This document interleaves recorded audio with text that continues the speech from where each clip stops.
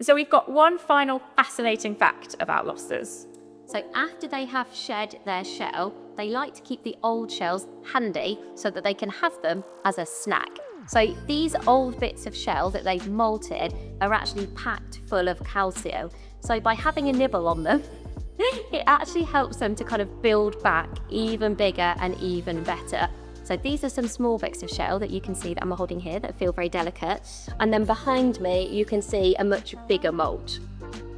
Now, you might be thinking, why is that relevant for me and my learning? But it is, because lobsters are really resourceful. They have used what they have got to help them to grow. And we think that that's what we all need to do with our learning at work. Rather than waiting for someone to put us on a course or to give us permission to support our development, we want you to create your own learning, because the more that you do that, the more learning happens, whether you are playing or you're being a beginner or you're adapting at work. We want everybody to lead their own learning.